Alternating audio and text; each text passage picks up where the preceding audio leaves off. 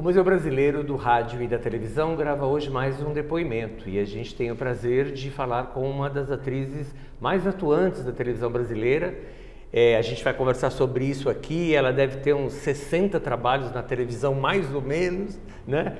E um prazer enorme a gente estar aqui com a atriz Nívia Maria. Oi, minha gente querida, um prazer enorme estar aqui. São mais de 60 trabalhos, eu tenho 60 anos de carreira. Estou com 77 anos e ainda ativa, não tanto na televisão, mas no teatro. E realmente eu acho que a minha história de vida artística e profissional cresceu junto com a televisão brasileira, com a criação da teledramaturgia brasileira principalmente. E a parte de entretenimento também que eu cheguei a fazer. Nívia, as pessoas sempre perguntam e eu começo a entrevista sempre assim. Me fala qual é o seu nome de registro, o seu nome profissional, porque às vezes é completamente diferente, e aonde você nasceu? Bom, meu nome é Nívia Maria mesmo, e o profissional e o pessoal Nívia Maria Cândido Graeb. Sou filha de portugueses e libaneses e nasci em São Paulo. Nasci aqui na capital, nas Perdizes. Sempre que venho fazer trabalhos aqui, a minha memória afetiva, ela revive, porque eu só saí de São Paulo nos anos 80, quando eu fui morar no Rio de Janeiro para fazer as novelas na Rede Globo. Mas antes aqui eu fiz TV Tupi, TV Excelsior, TV Record, TV Educativa, TV Cultura, rádio, porque as pessoas nunca se lembram, né? E rádio é uma coisa tão importante, rádio, ele está aqui vivo até hoje. Na verdade, a minha escola foi muito ouvir rádio e fazer radionovela, desde novinha, porque você imagina, né? Quer dizer, com a imagem você consegue ver a expressão, consegue ver o olhar do ator e da atriz, mas no rádio é só com a voz que você tem que passar emoção, ou raiva, ou explosão. Então eu tenho assim uma memória muito boa da rádio e um respeito muito grande por todos os profissionais de rádio. Nívia, você não vem de uma família de artistas, mas você e sua irmã, né, todo mundo sabe, Nívia é irmã da Glaucia Graeb, outra grande atriz, que a gente vai trazer para um depoimento nos próximos dias também. Vocês viraram atrizes. Como é que isso surgiu? Olha, meu querido, na verdade a minha sensibilidade para a arte nasceu com a sensibilidade da minha mãe, que tocava piano. Ela era portuguesa, mas ela estudou no Conservatório de Piano aqui de São Paulo. Então a sensibilidade dela com as coisas de arte, de poesia, de música, ela é que começou a me incentivar a decorar poesias e coisas e falar para ela. E apesar de eu ser uma menina tranquila, de repente, eu fazia balé clássico no Teatro Municipal de São Paulo e com as grandes bailarinas da época, do quarto centenário principalmente. E a minha técnica como bailarina não se desenvolveu muito. Eu era baixinha e eu tinha perninhas curtas, então aonde que eu comecei a atuar? Nas coreografias, em vez de, como eu não conseguia fazer os passos de balé, eu interpretava com o olhar, com a expressão, com o gestual. Fiz um movimento aqui agora. Sem problema. Mas me inspirava muito isso, me inspirou muito, e a música. Que a música, para mim, até hoje, para trabalhar ou para decorar, ou para criar um personagem, a música me ajuda muito. Então, foi aí que, num trabalho de final de ano do colégio Dante Alighieri, que tinha minha professora de balé e o tio dela, que era diretor de um estúdio de propaganda aqui de São Paulo, ele me convidou. Eu fiz um espetáculo de fim de ano que se chamava Lírio, que era um personagem masculino, veja só. Era um sapateiro que se apaixonava por uma princesa. E nesse espetáculo de fim de ano, de teatro, que a gente fez no Teatro Brigadeiro ainda. As pessoas que são mais antigas de São Paulo devem lembrar Brigadeiro Luiz do Antônio. lindo Brigadeiro Luiz Antônio, Teatro Brigadeiro. E de lá ele me convidou para começar a fazer comerciais de televisão. Aí deu muito certo, porque eu não sei, ele dizia que eu tinha carisma e a maneira de falar que convencia o público a vender o produto. Então eu fazia de pasta de dente, de desodorante, que aparecia na época, de creme de leite, doces. E aí foi visto por um diretor da televisão, que me convidou para fazer um teste para uma novela na época, que era a Moça que Veio de Longe. Eu fiz uma participação exatamente com Rosa Maria Murtinho e Hélio Souto, que eram os protagonistas, e Silvio Francisco, que era um terceiro personagem importante ali, que fazia triângulo com eles. Aí aparecia nos 3 últimos capítulos dessa novela, dirigidas por Dionísio Azevedo, aparecia essa menina caipira e o Silvio se apaixonava, e nos 3 últimos capítulos dessa novela eu aparecia. E daí o convite para uma próxima novela. E daí foi uma atrás da outra. Você chegou a ser garota propaganda, né? Você mesmo estava falando aqui dos anúncios e tal. Para o público principalmente mais jovem entender, né, Nívia, como é que era ser garota propaganda, fazendo uma propaganda ao vivo, esperando que tudo funcionasse para vender aquele produto? Pois é, eu acho que era mais objetivo, mais simples, porque você não estava vendendo a imagem da garota propaganda, nem do seu cabelo, nem da sua beleza, ou da sua feiura, da sua gordura. Era o produto que valia. Então, se você conseguia ser convincente para vender a qualidade daquele produto que você estava oferecendo, dava certo e tinha retorno para a campanha e o anunciante.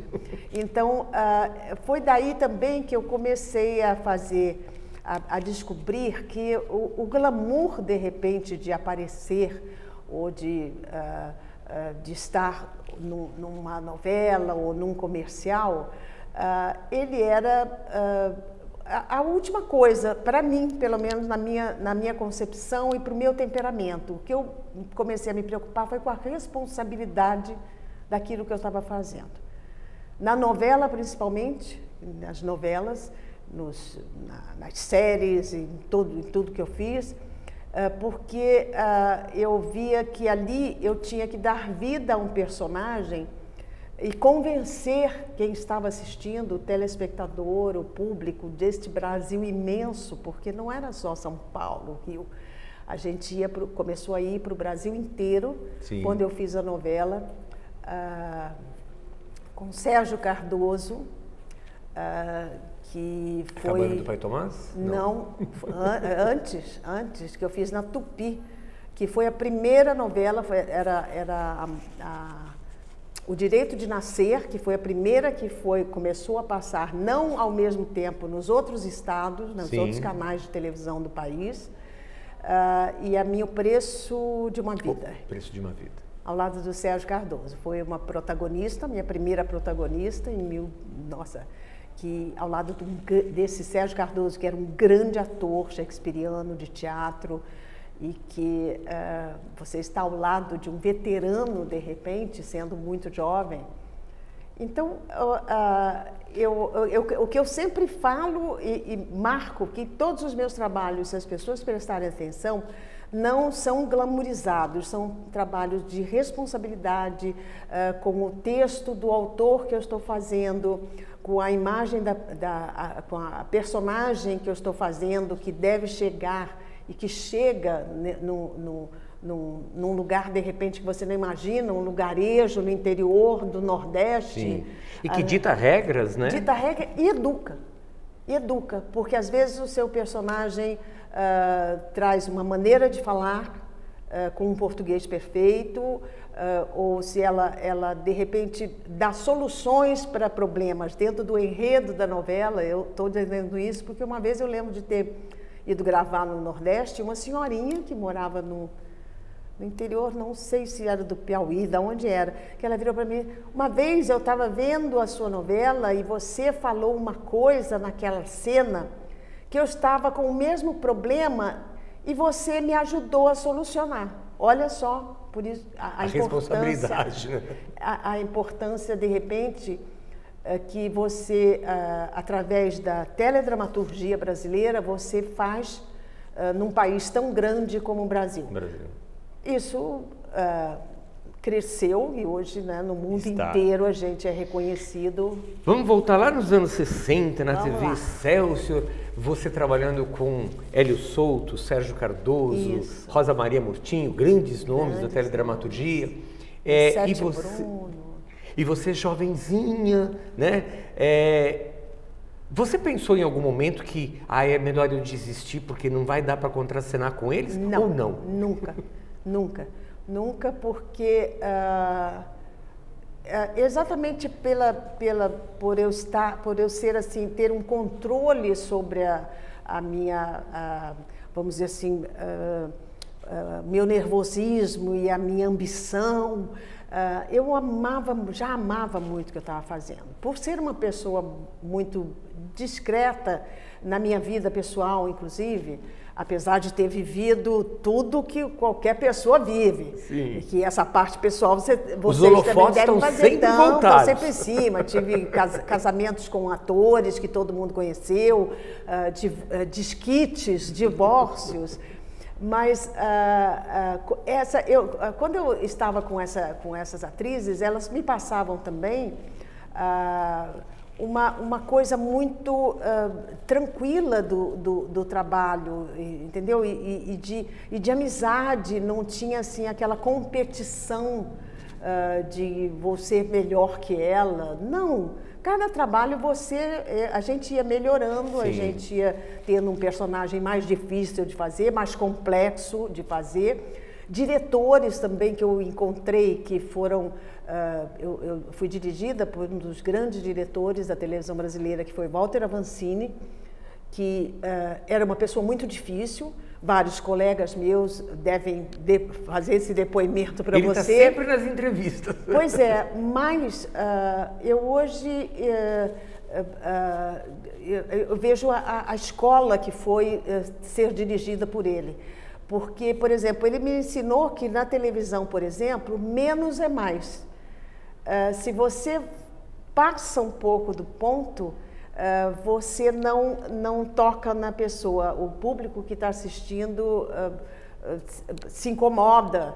Então, não sente que aquilo é verdadeiro, né? Exato. Então, ele me ensinou isso, porque a tela, ela chega na sua alma, né? Quando você faz um close, quando você está muito próximo, às vezes você só tem que dizer, não é a palavra, é só o olhar que você dá, ou é só o gesto que você faz, que já quer dizer alguma coisa. Essa foi a minha escola, foi trabalhando que eu aprendi. Eu não fiz escola de arte dramática, aconselho a quem quer começar a carreira que faça sim, porque hoje a tecnologia toma muito conta do nosso trabalho artístico. Então você tem que saber lidar com não deixar que a tecnologia, senão vai ficar essa coisa, sim, como é que tem hoje. Não, hoje em dia, como é que é um negócio? Artificial. Inteligência artificial. Eu estou falando aqui, não sou eu que estou falando.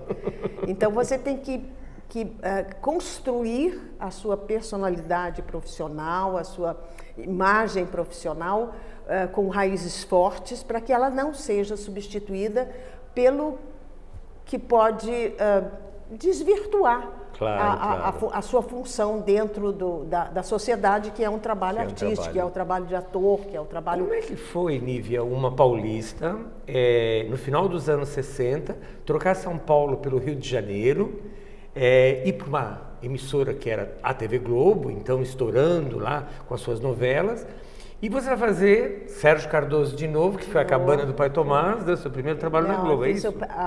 O primeiro, novamente com Rosa Maria Murtinho, O Primeiro Amor na TV Globo, em 1971. Mas antes Sérgio você fez, Cardoso, antes você não. fez a Cabana? Não fez a Cabana? Não fiz. Todo mundo me pergunta. É porque eu fiz muitas novelas de época, as pessoas Sim, colocam sim. todas para mim. Infelizmente, essa eu não fiz. Tá, Que era então feita você em São estreia Paulo. No Primeiro Amor. No Primeiro Amor, no Rio. Sérgio Cardoso e Rosa Maria Murtinho. Rosa Maria Murtinho, que foi assim também um impacto muito grande, porque foi quando a gente, inclusive, perdeu o Sérgio Cardoso no meio de um trabalho. E que Leonardo Vilar substituiu. Isso tudo foi muito, mais uma experiência muito traumática, mas de crescimento, para você ver que você não é eterno, acaba e a história continuou. Leonardo entrou na novela, foi abraçado por todo o elenco para substituir o Sérgio, porque a novela estava no meio ainda, né? E era uma novela divertida, voltada para um público jovem, né? O Primeiro Amor, inclusive, é o que eu digo, a dramaturgia de antigamente, ela era, acho que eu fiz muitas tiradas adaptadas de romances brasileiros, que são histórias muito interessantes, as de época principalmente. Sim. E tiradas de histórias reais, né, que o autor, de repente, com a criatividade dele, por isso que chega no público. Sim. Porque a situação que, de repente, você está acontecendo na novela, pode estar acontecendo em qualquer família. Aí que eu digo também, eu como pessoa física, pessoa jurídica, né, também tinha os meus problemas, também tenho a minha história. Então você fala, por exemplo, do Rio de Janeiro, de sair de São Paulo. Eu sou a paulista, a carioca mais paulista até hoje, porque eu estou já há anos no Rio, mas eu não perdi a essência da paulista. E foi muito difícil, porque eu estava tendo a minha segunda filha, você sair do seu aconchego, do seu lar, da sua vida de rotina, de trabalho, de família, e ir para um outro estado, eu tive que deixar meus filhos com a minha mãe em São Paulo e fazia viagem. Isso tudo é para mostrar para vocês que a gente também faz sacrifícios e tem que, como qualquer ser humano, hoje então, acho que o brasileiro sabe melhor do que nunca, porque qual é o brasileiro que não está passando por dificuldades hoje? Não só financeiras, mas, enfim, de vida, de estrutura familiar, de financeira, tudo. Então foi muito difícil. Eu fazia 2, 3 dias no Rio de Janeiro, gravava a novela e voltava para cá. Até que, um ano depois, a gente conseguiu se estabelecer até financeiramente para conseguir trazer os filhos. Meu filho mais velho já estava na escola, então eu precisava colocar na escola. Eu estou contando isso para o público ver que a vida real é igual a de vocês. A minha preocupação era essa, educar meus filhos e trazer o bebê para cá, a mais nova. Então foi 1 ano, 2 anos muito complicados, em que eu não podia deixar transparecer nos meus personagens. Foi quando eu fiz personagens mais doces, mais alegres. A Moreninha. Na novela das 7.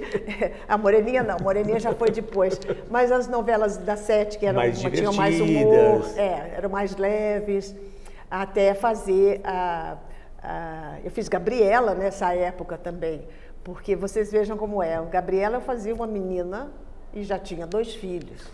Então, como tirar a maturidade da Nívia Maria e colocar uma ingenuidade na Jerusa, ao lado da Savala, né, fazendo uma novela, Malvina, que era uma novela que, nossa, até hoje as pessoas falam, é uma das mais vendidas para o mundo inteiro. Nívia, tem uma coisa muito engraçada, que quando a gente fala com as pessoas de você, as pessoas logo se lembram, era a minha atriz preferida das novelas das 6. Né? Porque quando eu fiz essa novela, aliás, eu estava na novela Gabriela, quando o Herval me convidou para fazer a Moreninha no horário das 6. Ele já estava fazendo, já tinha tido 2 novelas, o Zé Bonifácio, que era o diretor, o dono, né, da Globo na época, da parte artística, Herval apresentou essa proposta de fazer adaptações de romances brasileiros. Então ele já tinha feito 2, com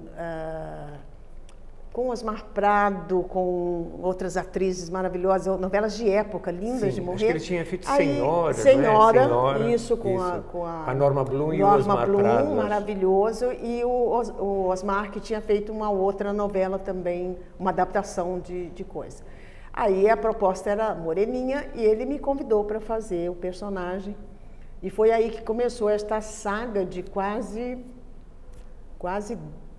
8 novelas, em 8 anos, né, uma por ano, de novelas de época adaptadas de romances, né? Teve a Moreninha, Maria, teve Feijão e o Sonho, Olhar e os Lírios do Campo, nossa, Feijão e o Sonho, e sempre com atores também que marcaram muito na época, o Cláudio Cavalcante, Cláudio Marzo, os grandes galãs da época, né, que as pessoas eram encantadas com ele. Você acha que o público teve um estranhamento quando, de repente, a Nívia Maria sai daquelas novelas de época, daquele período todo das 6 da tarde e vai fazer a novela das 8h30, das 9 horas e vai começar a se destacar também nessas novelas? Você acha que o público estranhou um pouco? Porque, afinal de contas, você era muito heroína, né? Aquelas personagens todas marcantes. Eu costumo dizer que essas pessoas sempre me perguntam, o fato de você protagonizar uma novela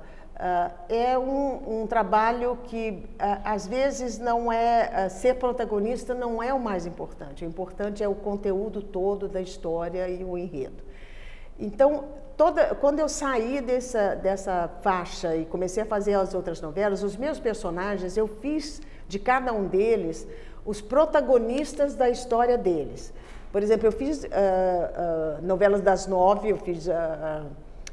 Mãe da Malu Mader, eu fiz, que foi a Celebridade, que foi uma novela que fez... Eu fiz todos os autores, Gilberto Braga. Eu fiz, por exemplo, quando eu não tinha... Eu não queria me repetir nos personagens, porque, de repente, eu já era uma mulher fazendo mãe. Então, as mães, de repente, eu queria mostrar coisas diferentes. Eu fiz, por exemplo, Pedra sobre Pedra, do Agnaldo Silva, em que eu personagem fantástico. Propus para o Agnaldo e para o Paulo Biratã, como eu vinha de uma novela, eu falei assim, gente, essa personagem é parecida com a anterior que eu já fiz. Aí eu propus fazer com sotaque português. E eles aceitaram. Então, isso que eu digo, você colaborar também com o trabalho que você está fazendo. Porque o que aconteceu? Esse diferencial de falar com sotaque português no personagem, a Ximena... A Ximena? Ximena. Não, era Ximena. Com o Cécio Thierry, não era? Com o Cécio Thierry, que fazia um prefeito de Pedra sobre Pedra.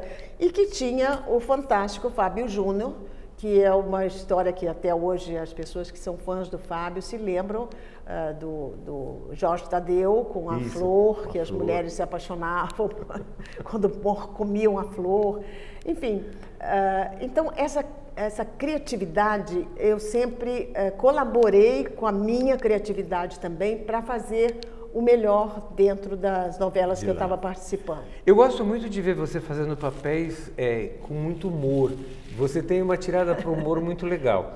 E eu me lembro, aí eu vou confessar aqui, que o meu personagem preferido da Nívia Maria foi Brega e Chique. Eu achava maravilhoso aquele seu personagem. Eu sabia.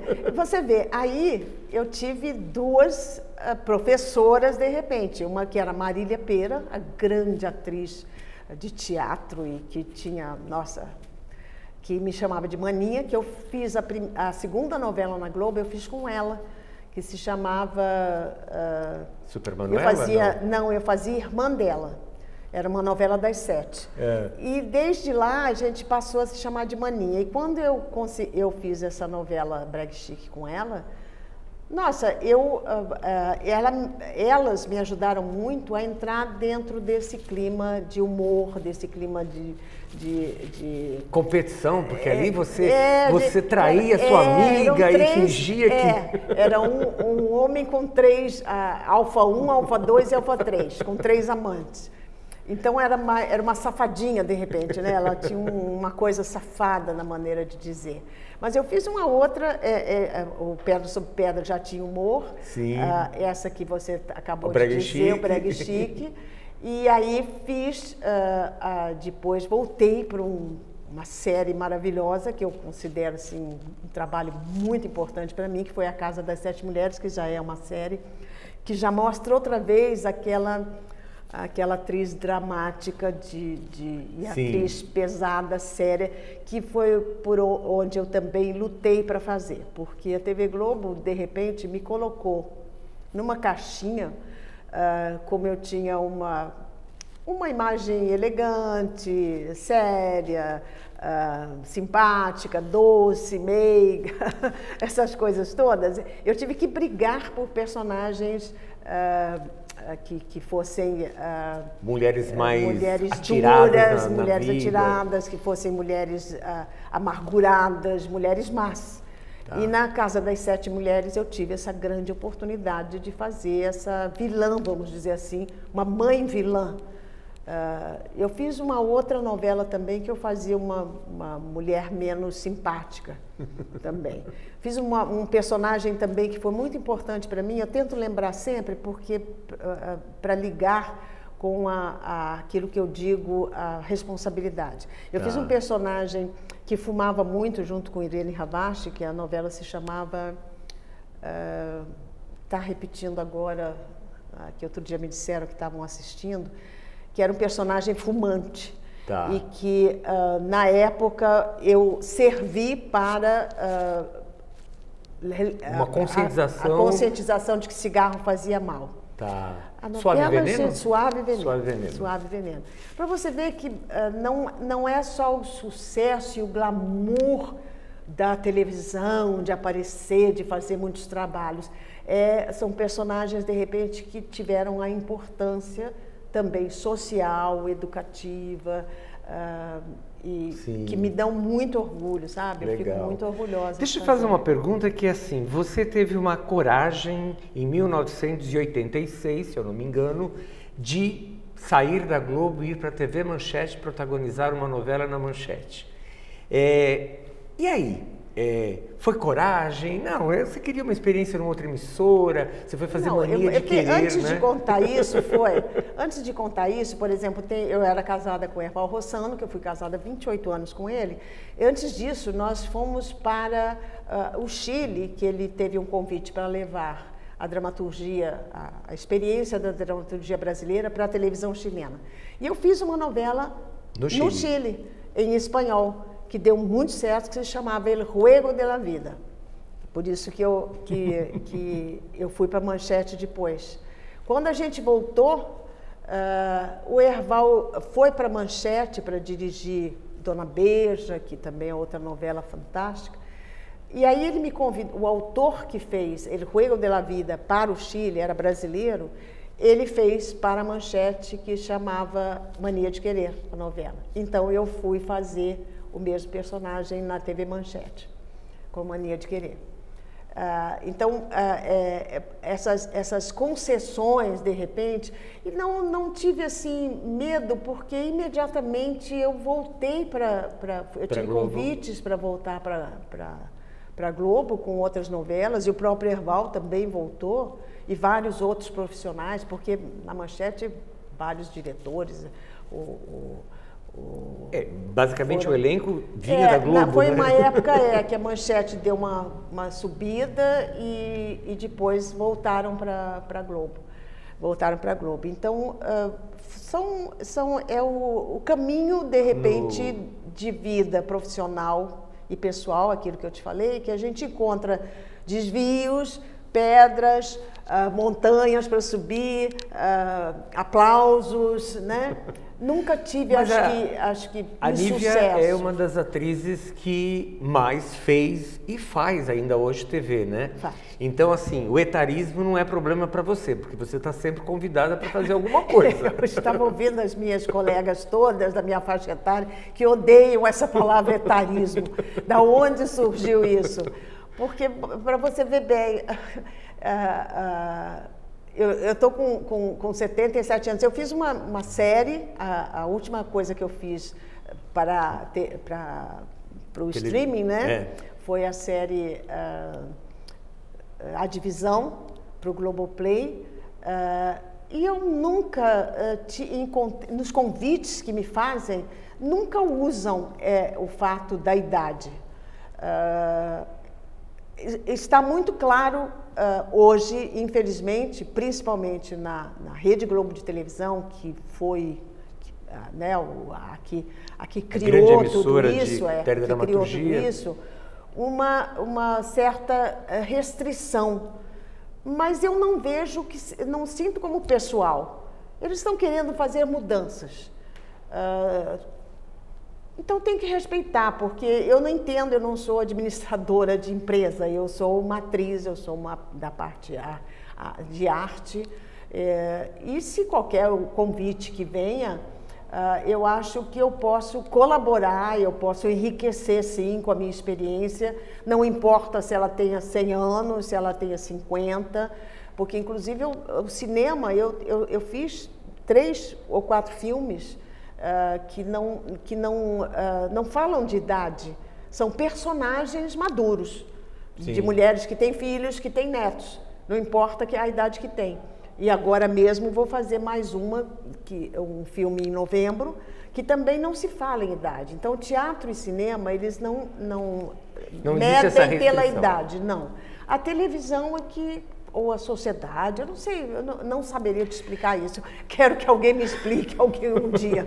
A última novela que você fez foi A Dona do Pedaço, isso? Foi A Dona do Pedaço. E você mostrou lá que, assim, a mãe pode aparecer tanto quanto a filha. Olha, na Dona do Pedaço, inclusive, com o autor, o Valcir Carrasco, foi muito engraçado porque eu só ia participar de 10 capítulos.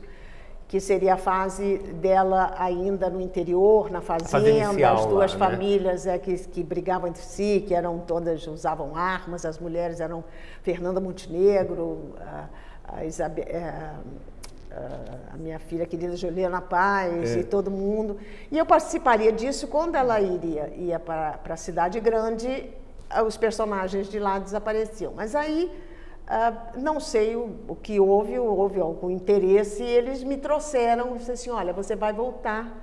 Tanto que ela aparece quase 5 anos depois que a Juliana já estava com a fábrica de bolos, sim, lá com a loja de bolos, e eu volto para lá. E daí, mais um personagem, de repente, que partiu um pouco para o humor, porque era a mãe da protagonista, mas aí eu tinha Ari Fontoura meu Deus, essa outra grande atriz que até hoje está ativa, que a gente, de repente, fez um triângulo amoroso sexagenário, de mais de 60 anos, porque o Ari era apaixonado... Gente, você deve lembrar. Sueli Franco. De repente, o Valcir descobriu ali uma coisa de humor, junto com a história da Juliana, e fez, paralelamente, esses 3... maduros aí, começarem a brigar entre si, fazer joguinho de ciúme. A Sueli Franco até hoje, ela virou e falou assim, não passa perto de mim não, que vai roubar meu homem.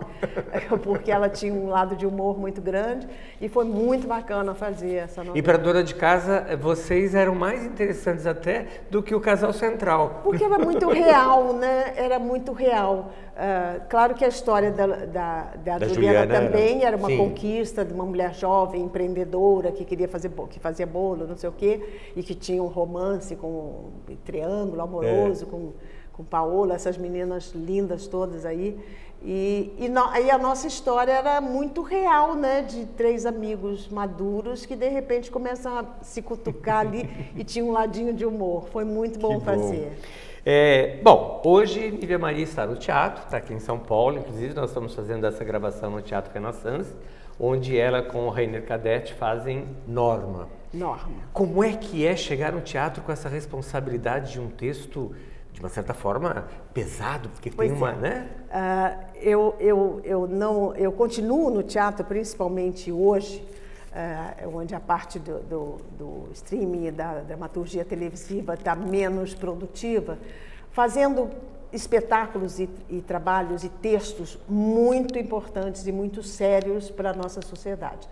Eu já fiz, fora a televisão, eu fiz um espetáculo saindo da caixinha da imagem que a TV Globo fez, porque eu fiz, por exemplo, junto com Ana Rosa, com Débora Duarte, eu fiz As Lobas, onde eu fazia uma mulher homossexual. Eu fiz, dirigida ao lado de Laura Cardoso, enfim, grandes atrizes, eu fiz A Última Sessão, que era um espetáculo também de uma reunião terapêutica de 6 pessoas maduras e que tinha um romance mais velho com Silvio Zilber. Então você vê que são espetáculos todos. E hoje eu fiz, por exemplo, Na Sauna, dirigido pela grande Bibi Ferreira, ao lado de Maitê Proença, de várias atrizes, em que eu aparecia nua, porque é um conteúdo de mulheres que se encontram numa sauna e começam a contar seus dias a dia, seus problemas, e de repente elas vão se libertando dos seus problemas, vão encontrando soluções e todas pulam nuas dentro de uma piscina. Uma montagem fantástica que foi feita, nossa, faz bastante tempo. Então você vê que são personagens mais liberais, são personagens mais reais. E hoje eu estou com Norma, que tem 22 anos, que foi escrita e que continua atualíssima, que fala exatamente sobre a diversidade sexual, a idade, um jovem, as 2 gerações, Rainer Kadett e eu, 2 gerações que se encontram e que fazem um embate da sua vivência, da sua realidade, do seu sofrimento, da sua dor, da sua saudade. Eles se batem entre si e no final eles mostram como nós todos somos iguais de repente e precisamos um do outro. Então eu fiquei tão encantada com esse personagem, que principalmente por causa da liberação, né, que dá e o retorno do público, que Norma está sendo um presente nesse momento. São 60 anos de carreira para mim. Então, o público que me vê na televisão tem vindo muito ao teatro. Um público maduro, que relembra as moreninhas. Eu costumo dizer que hoje eu sou a vovó da moreninha. Eu sou a vovó da moreninha. Então, eu continuo nativa, com maior respeito ao público, com maior força para enriquecer o teatro, a arte nesse país, porque ela é cultura.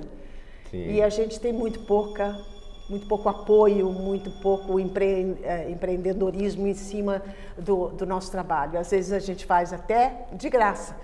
Se vocês acham que a gente é milionária, está cheia de dinheiro, sim, a gente trabalhou sempre. Então, se você soube administrar, você tem uma vida tranquila. Quer dizer, pode pagar seus boletos no fim do mês, mas não pode parar de trabalhar. Se você tem saúde, você tem que continuar em qualquer atividade que você esteja. Claro. E eu volto a dizer da responsabilidade minha e da missão que eu continuo tendo. Eu quero fazer mais e mais para vocês, para ficar aí na história E é muito legal para a gente artística. Saber que a Nívia Maria está nativa e que se ela não está na televisão, ela está nos palcos. E se não está nos palcos, está no cinema. No cinema. Muito bom, muito bom. Nívia, a gente, em nome do Museu Brasileiro do Rádio e Televisão, a gente agradece muito o seu depoimento. É muito bacana, ele vai estar no YouTube, ele vai estar no site do museu, para que as pessoas conheçam esse trabalho maravilhoso. Eu é que agradeço vocês, muito obrigada pela lembrança do meu nome, de estar aqui dando esse depoimento, que é muito importante, principalmente para a geração nova, que vai procurar ou que procuraram esse depoimento para conhecer a história da nossa arte. Com certeza. Televisão, rádio, teatro, cinema. Tudo. Arte. Legal, muito obrigado, Nívia. Obrigada a você.